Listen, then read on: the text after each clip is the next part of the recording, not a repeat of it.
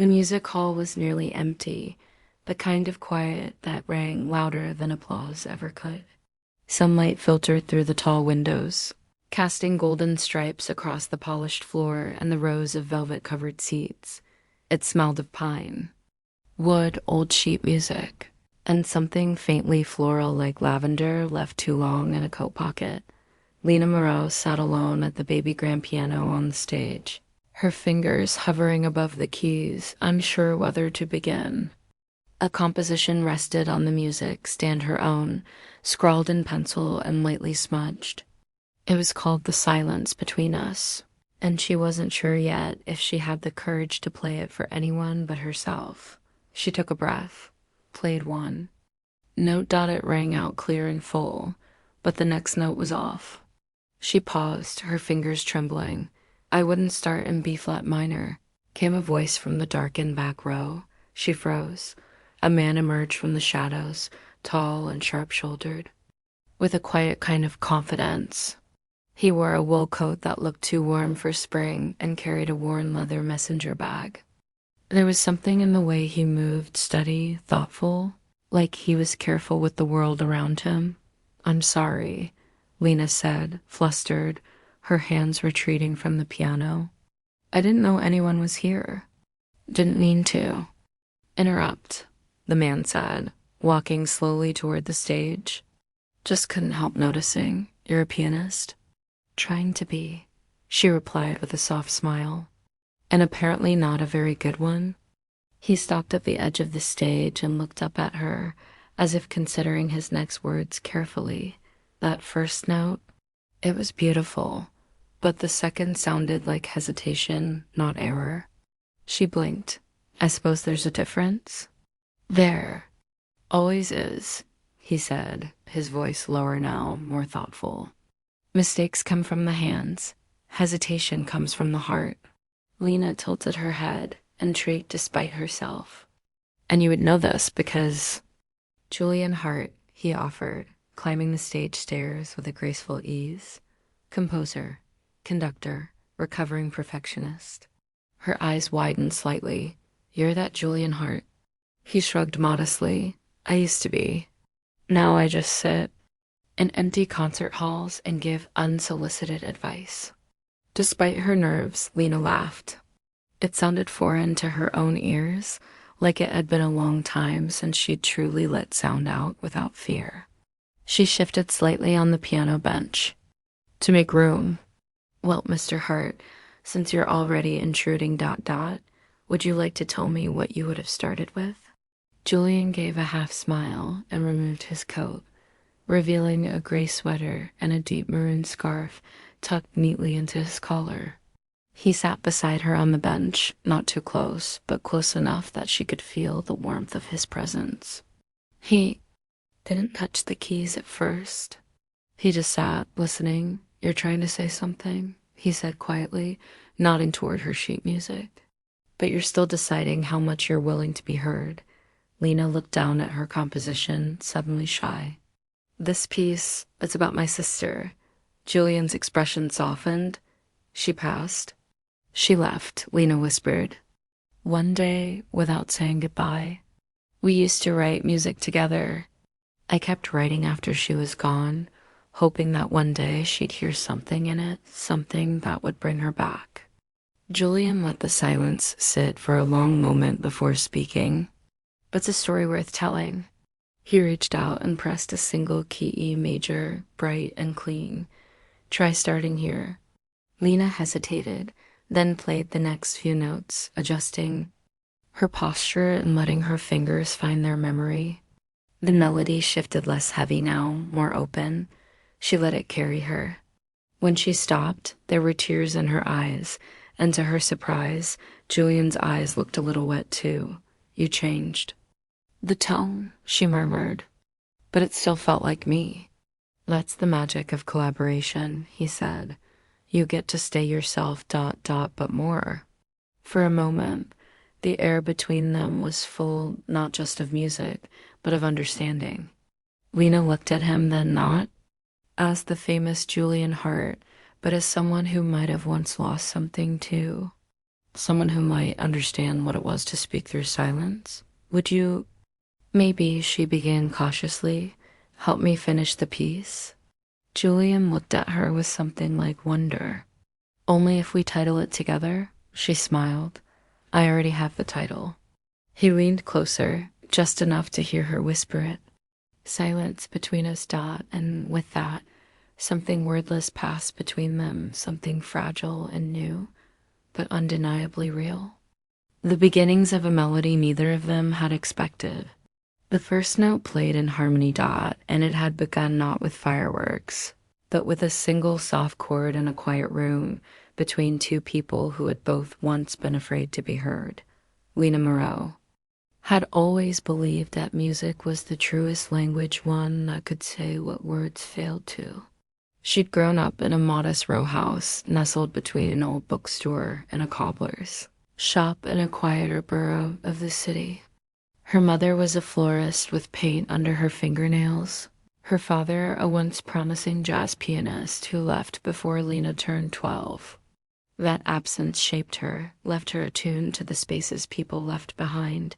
Music had filled the quiet. She and her sister Camille would sit cross-legged on the rug beside the upright piano, making up songs and stories, their fingers sticky with jam from toast breakfasts. They dreamed of playing on big stages, of being known, of never losing each other. But dreams don't always come true the way we imagine. Camille was wild, passionate, untethered. She left for art school on the other side of the country and never came back. Her absence had become a silence that haunted Lena's melodies. Every note she played since then was a question, one that had gone unanswered for years. Now, at 28, Lena taught piano lessons out of the back room of a neighborhood library. It wasn't the conservatory stage or the acclaim she once envisioned, but it was enough for now. Her students called her Miss Moreau and left smudged fingerprints on the keys. She walked to work with a thermos of herbal tea, her sketchbook in one pocket, sheet music in the other, always half prepared.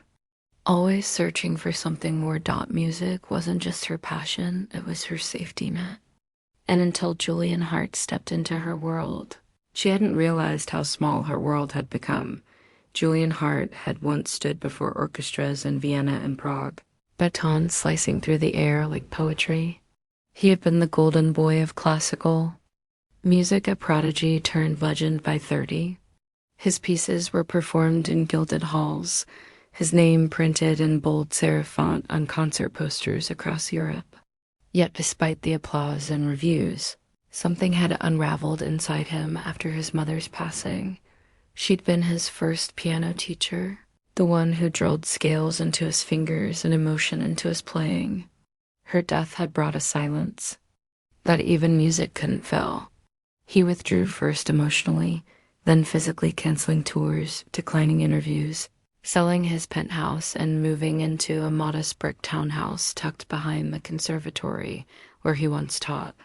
He still composed, occasionally, still walked the halls of music schools, offering master classes to students who stared at him like a ghost, but he had grown weary of being a name more than a person.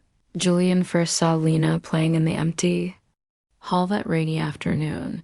He had no intention of staying, but her music had stopped him, a soft, hesitant melody that felt achingly real, not polished or ambitious, but honest.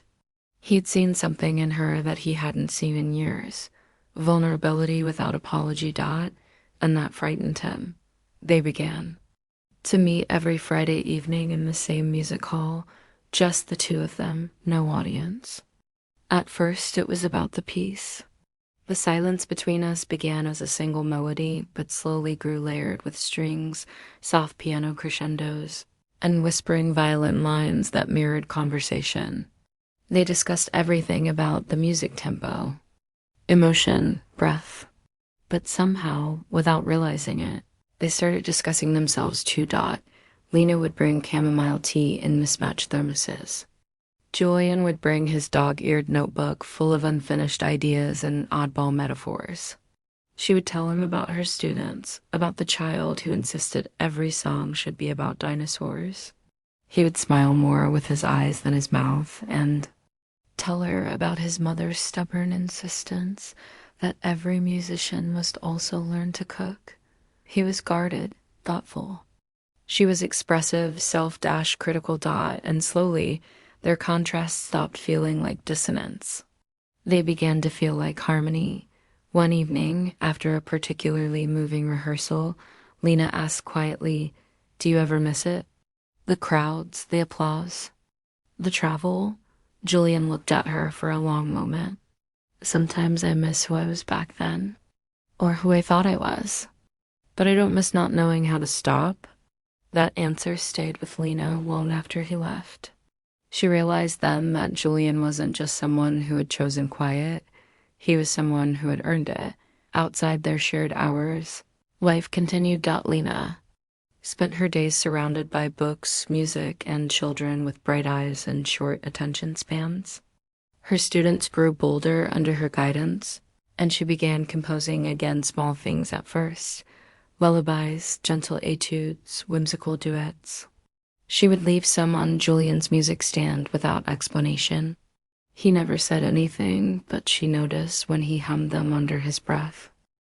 Julian, meanwhile, began teaching again just once a week at the community conservatory, mentoring students who were struggling more with fear than technique. He referenced Lena's bravery in his lessons, though he never used her name. He spoke of the beauty in playing what you feel, not what the world expects. And in private, he'd return to his townhouse and rework old pieces, letting Lena's warmth find its way into every measure.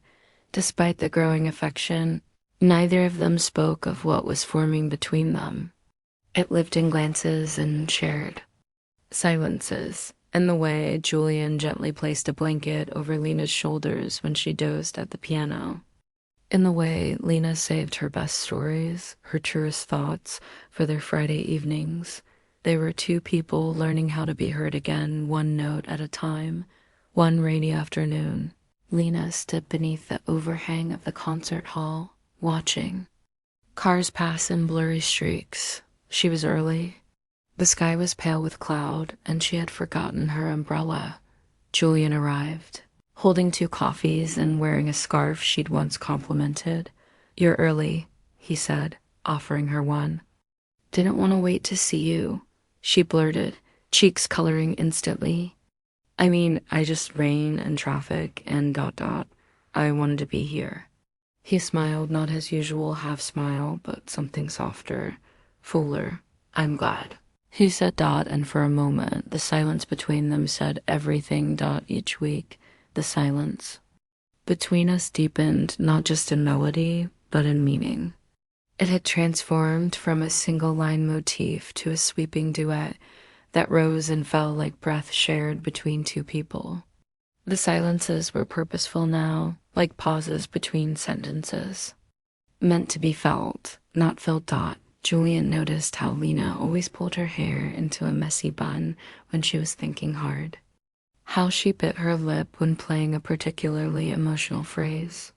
How she closed her eyes and swayed, letting the music move her. And Lena, in turn, noticed how Julian softened when he smiled, how his fingers hesitated a split second before touching the keys like he still asked permission. She noticed how he listened, not just to music, but to her. Their time together stretched longer each week. Rehearsals turned into walks through quiet gardens and late-night cups of tea in the conservatory. They shared stories the way musicians shared motifs, passing them back and forth, building variations. One evening, after rehearsal, Julian asked, "Can I show you something?" Lena followed him through the hall's backstage corridor into a room lined with old instrument cases and stacked chairs. In the far corner sat a dusty upright piano with yellowed keys. "I wrote something," he said, brushing the lid open. He played a few soft chords and then a melody, gentle, intimate, with echoes of their main piece, but different, personal. It felt like a confession. When he finished, he looked up, unsure. I wrote it about you, he said, almost apologetically. I started it the day you played E major instead of B flat minor. Lena said nothing at first. She just stepped closer and, in a move that surprised them both, placed her hand over his on the keys. It's beautiful, she said. You see, me in a way I'm not used to being seen. Julian's eyes held hers. That's because you don't hide with me. Neither of them kissed. But the space between them changed that night grew heavier with longing, softer with trust as spring deepened. So did their connection. They spent a weekend at a chamber music retreat Julian had once helped found. Technically, they were there as mentors, but neither of them taught much. Instead, they wandered the woods between rehearsals, Julian with his satchel of scores, Lena with her sketchbook. They played piano duets for small audiences, their hands brushing, their harmonies winding together like vines in the evenings. They sat beneath lanterns on the wooden porch of the lodge, sipping spice cider, the silence between them no longer. Hesitant but comfortable, on the final night, Lena couldn't sleep. She found herself walking alone down the gravel path toward the lake shore. The moonlight pooling over the water like silver silk. Julian was already there, seated on a rock with a blanket draped over his shoulders. He didn't look surprised to see her. I couldn't sleep either, he said. Lena sat beside him, close enough that their arms touched. I used to think love would feel like fire, she murmured. But with you, it feels more like a song I already knew but have forgotten. Julian turned to her slowly. Lena, but she reached up and touched his face gently, her thumb brushing the corner of his mouth. Don't speak, she whispered. Just stay. He did. They sat there until dawn, wrapped in quiet, watching the sun rise together. Despite the warmth blooming between them, both held back in small, silent ways. Julian still hadn't spoken of his mother in depth. Lena hadn't told him the full story of Camille, how her departure wasn't just distance, but betrayal. Julian's past still lingered in the letters he didn't open, Lena's in the music she didn't dare finish, yet still they kept choosing each other. Friday nights became sacred. Their lives, once separate rhythms, began to entwine. He brought her fresh Lila every Thursday, her favorite. She left sticky notes in his notebook with one-liner melodies and tiny fox drawings. He made her playlists for rainy days. She painted a tiny watercolor of the first note they played together and framed it in his studio. One night, while watching an old black and white film on Julian's projector screen, Lena rested her head on his shoulder, and he laid his cheek against her hair. I think I'm falling in love with you, she said, so quietly he almost missed it. Julian's chest rose and fell. Then fall, he whispered. I'll catch you. But still, they hadn't crossed the final bridge. Closeness was real, tender, magnetic, but fragile. Like a melody that risked crumbling if pushed too far too soon. One stormy evening, as thunder rolled low and steady outside Lena's apartment window, Julian stayed late. They were reviewing final edits of their composition before submitting it to the city's spring showcase. Lena lit candles after the power flickered. The golden light played across Julian's cheekbones as he read a page aloud. This is my favorite part, he said, pointing. Where you hold the note longer than written? It's unexpected, brave. You helped me find that, she said.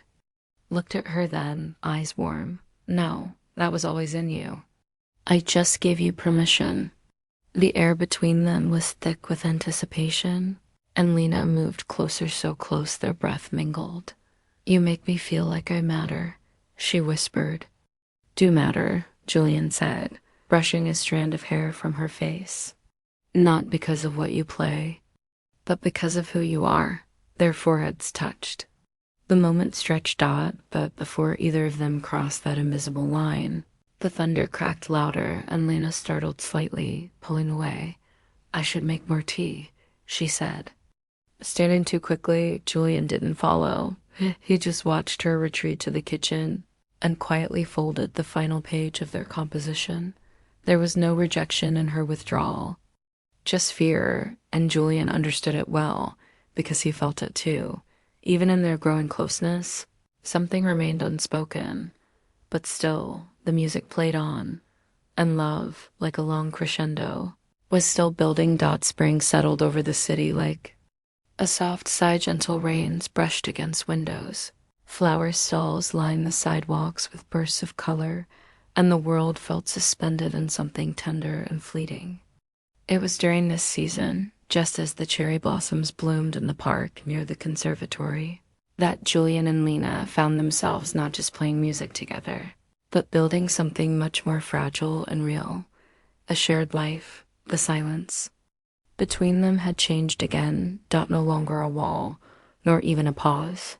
It had become something sacred like breath before a kiss, or the space between two heartbeats. Their time together no longer revolved solely around rehearsals or the concert. Peace.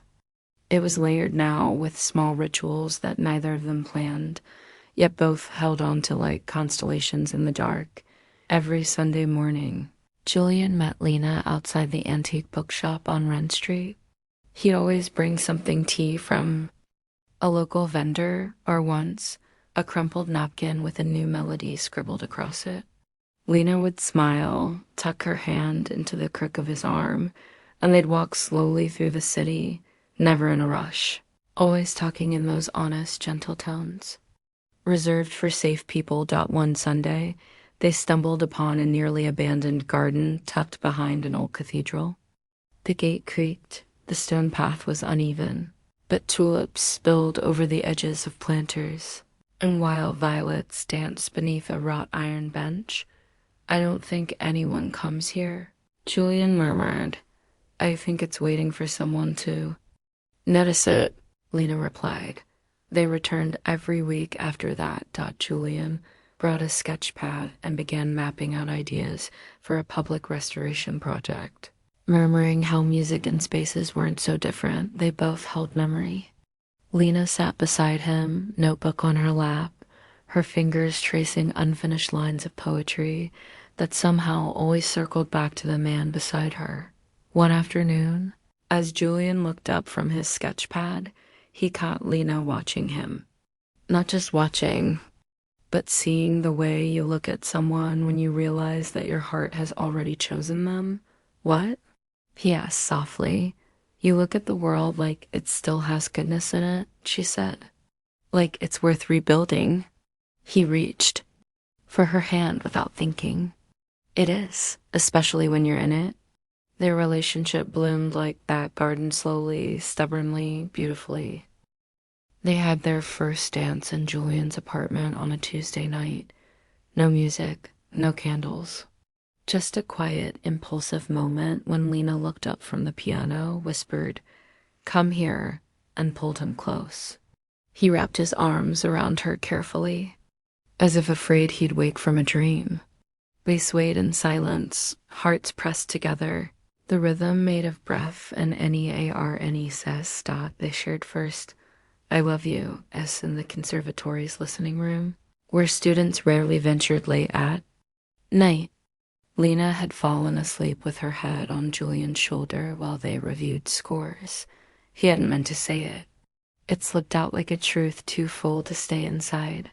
"I love you," he whispered, afraid she wouldn't hear, but she did. "No," she whispered back, not even opening her eyes. "Me too." They never needed grand declarations. Their love spoke through the everyday. Lena leaving hand-drawn post-its on Julian's coffee maker with reminders like "Breathe today." Julian installing a hook in her apartment for the scarf she always forgot she was wearing. The way their fingers intertwined naturally during morning walks, and the way they both sighed relieved when the other entered the room. But with intimacy came vulnerability. Julian, one evening, finally told her about his mother's silence, how she stopped writing when he chose music over medicine, How every award and concert felt like trying to fill a space that no applause could reach. She hasn't even heard me play, he said, voice tight. Not once. I used to send her recordings. Letters, I begged. Then I stopped. Lena rested, her palm on his chest. That's not your fault. I know. But the silence, it still echoes. Later, she showed him the last postcard Camille had sent. Just 3 lines, leaving for Berlin. Don't follow me. This isn't your fault. That final phrase haunted Lena, because somewhere in her bones, she still didn't believe it. They sat for a long time on the fire escape of Lena's apartment, legs dangling into twilight, both of them broken open, but not shattered. They held each other through the 8. Maybe we can rewrite what silence means, Julian whispered. Lena nodded. Together? Their composition neared completion. The silence between us had become not just a concert piece, but a story. Their story.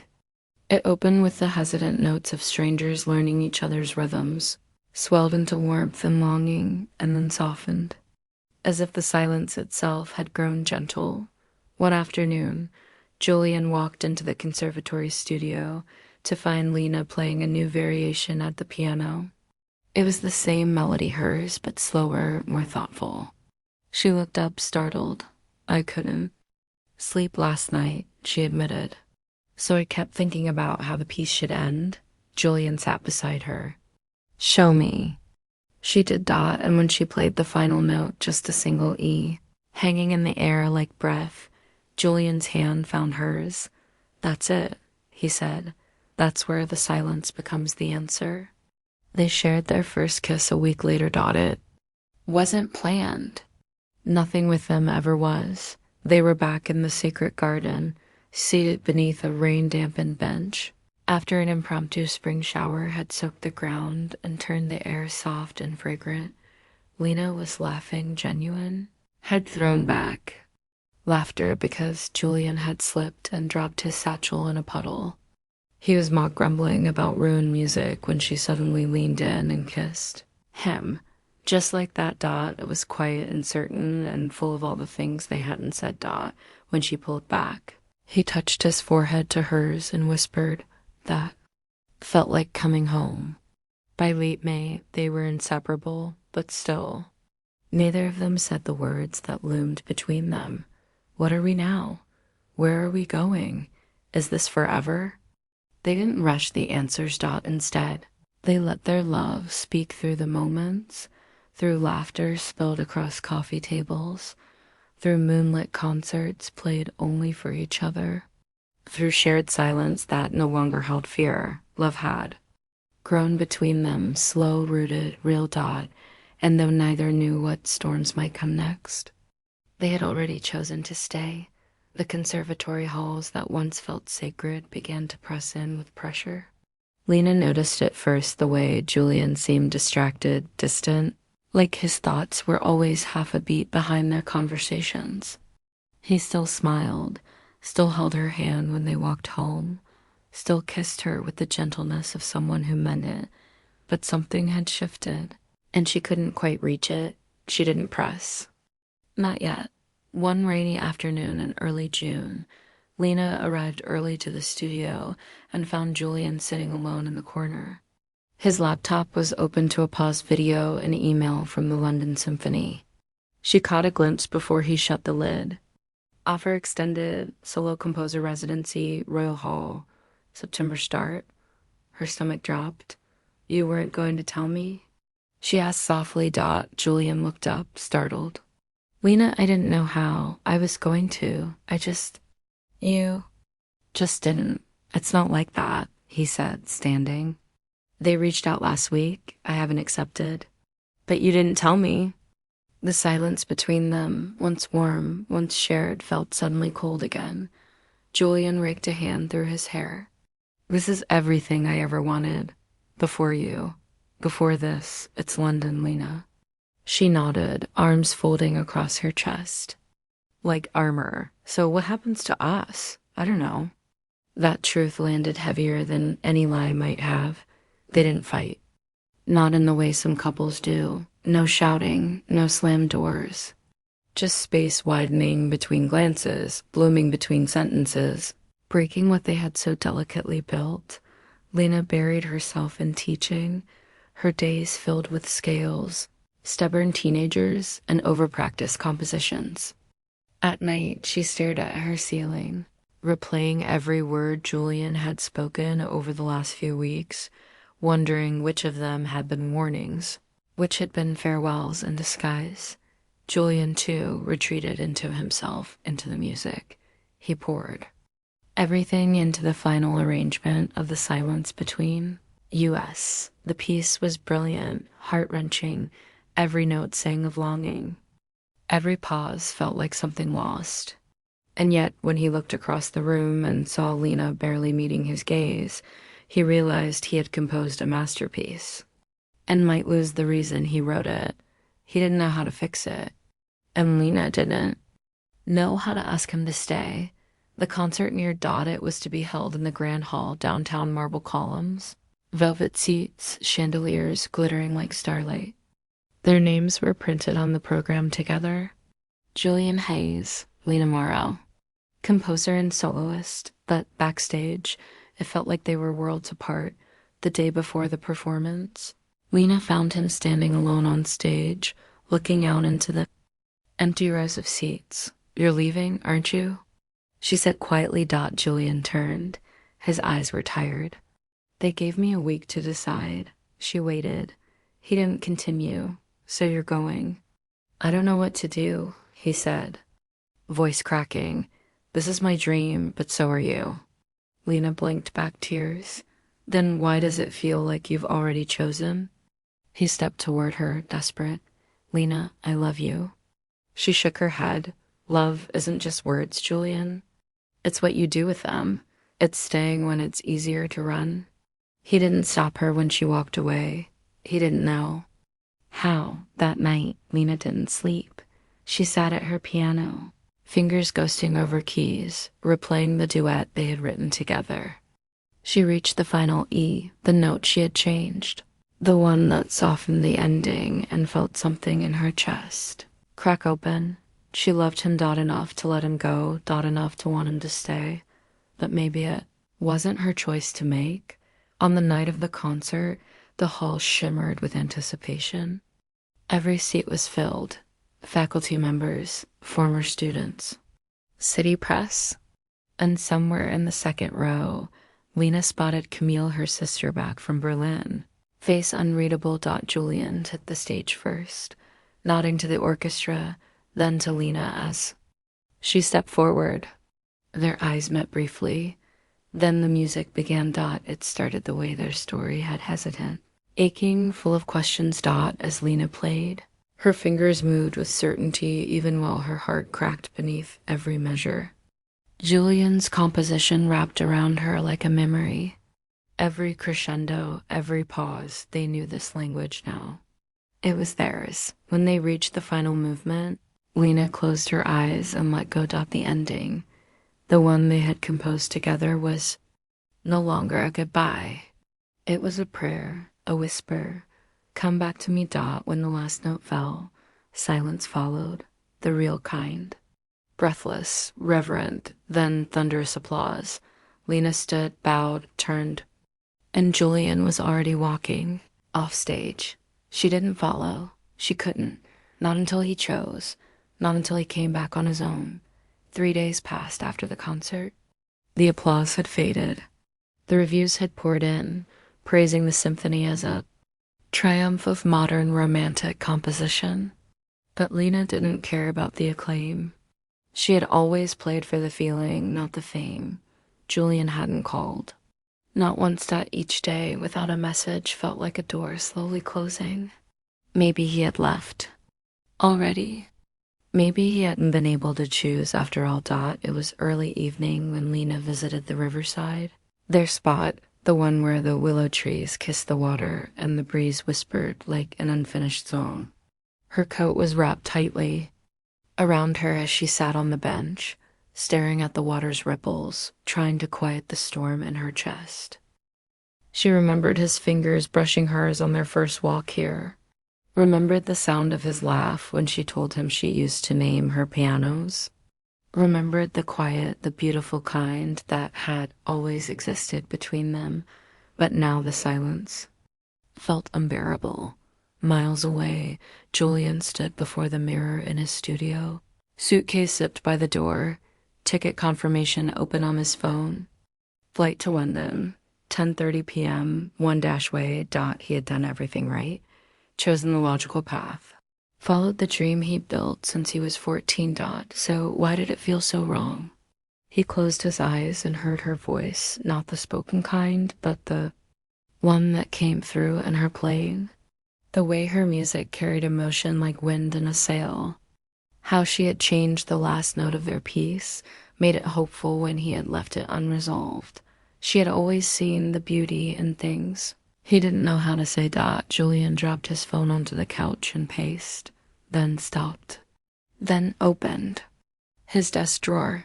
Inside was the journal Lena had gifted him the night they finished the arrangement. A navy blue cover, gold edges, and on the first page in her careful handwriting, for the spaces between notes where meaning lives, he sat and wrote . Not music. Not this time . Words . By the time Lena returned to her apartment, it was dusk. The hallway lights flickered gently. She reached her door, fished out her key, and paused . There was something tucked beneath her doormat. A journal. She blinked, heart lurching, and picked it up . It was Julian's. She turned the cover and saw it. Note clipped to the first page. If I only ever find the courage to say this once, let it be now. I love you, Lena Morrow. Not because you played my music, but because you heard it. You heard me even in silence. Hands trembling, she turned the page, then another.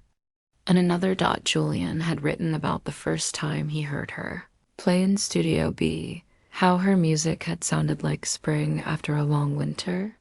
He wrote about their long walks, her stories about her mother, how she made tea at precisely the right temperature.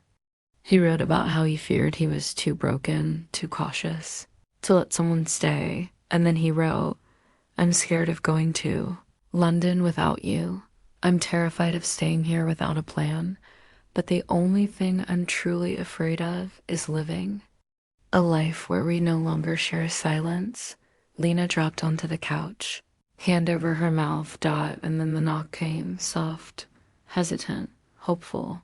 She opened the door. Julian stood there, damp from the misting rain, holding nothing but his heart in his hands. I missed my flight, he said simply. She laughed, tearful. You did? I kept trying to hear the city in my head. The applause, the prestige, but all I could hear was you. Her voice was a whisper. You left your journal on purpose. I needed you to read it. I needed you to know. I do. He stepped inside, the door closing behind him. His eyes never left hers. I didn't choose London, he said. I chose you. I'm choosing you every day, even when it's hard. Even when we don't know what happens next. Lena didn't respond with words. She reached for his hand and placed it against her chest. He felt her heartbeat, steady and strong. You hear it? She asked softly. He nodded. They stood in that small entryway. No grand declarations, no music swelling. Just a quiet that held. Promise. A silence they no longer feared, because in that silence their hearts had always spoken loudest. And now, finally, they were listening. The morning after Julian missed his flight, sunlight filtered through Lena's windows like a quiet blessing. They sat on her living room floor, backs against the sofa, drinking tea in matching chipped mugs, their legs stretched out like old friends and their fingers barely touching. No words were needed, not yet. The silence between them was no longer empty, it was full. Julian exhaled slowly and turned toward her. So, what now? Lena smiled, tired but certain. Now we begin. They started with simple things. Long walks by the river. Breakfasts that turned into afternoons in the park. Julian enrolled part-time at the conservatory as a guest lecturer, leading composition workshops that drew students in droves. His name still carried weight, but it was the warmth in his eyes when he introduced Lena as his partner that drew admiration from others. Lena resumed her lessons, but she began composing, too. Pieces that began softly and swelled into something brave. Julian listened to everyone, sometimes with eyes closed, sometimes with tears slipping down his cheek. He told her once, as they sat side by side at the Baby Grand in Studio B, that her music sounded like forgiveness. A year passed, then another. Life unfolded not in loud movements, but in moments stitched quietly together, falling asleep with books open between them. Rainy Sundays filled with half-written lyrics, the smell of cinnamon and ink, the music of their laughter echoing through shared spaces. They traveled once to Paris, not for work, but for love. Julian took Lena to a tiny courtyard cafe where he had composed one of his early symphonies. She sketched a violinist in her journal and titled the piece "The Sound of Forever." It became her favorite drawing. He later had it framed. One autumn afternoon, Lena stood on the stage of the conservatory, adjusting the bow in her hair, waiting behind the curtain. The hall was packed. She was debuting her first original orchestral piece. It was called Whisper Waltz, dedicated in the program to the one who waited through silence and turned it into song. She stepped out to the applause, and there, in the front row, sat Julian wearing his navy blue jacket, eyes shining. She met his gaze and smiled, heart calm, hands steady. She played Dot. It was her voice now that filled the hall. Her own story. And in the final note, one long and aching and resolute, she felt every ounce of her love for him move through her fingertips. When it ended, the standing ovation felt distant because he was already on his feet. They bought a cottage. Just outside the city, 2 bedrooms, one overgrown garden, and a little music room with sunlit windows. Lena filled it with flowers. Julian filled it with scattered notes. And between them, they built a home full of quiet joys. One winter evening, as the first snow began to fall, Julian placed a velvet box beside Lena's tea on the windows as all dot she opened it slowly. Inside was a simple ring rose gold, with a tiny engraving on the inner band, "In every silence I'll stay." She looked up, startled. He wasn't kneeling. He didn't need to. "Marry me?" he asked, voice barely louder than a breath. "Yes," she whispered, eyes glassy. "Always." They married in the conservatory's garden, under an arch of wildflowers and white linen, the same place where years ago she had watched a stranger compose a piece that changed her life. Now he was hers. They danced barefoot on the grass, laughed through the vows, cried during the toasts, and played a duet as husband and wife, one final gift to the friends and family who had watched them learn how to love. Years later, when their daughter asked how they met, Julian would smile and say, in a room where no one else was listening. Lena would add, and somehow in the silence, we heard each other. They told her their story not through dramatic moments, but through the gentle things, how they'd leave notes in pockets, how they never went to bed angry, how love was never loud, but always present. And every time Julian played the song he wrote for Lena, the one with the changed final note, she would look at him and remember. The silence between them had once felt like distance, but now it was a home, a space where their hearts still spoke and always would, because some loves don't shout, they whisper, and they never ever fade.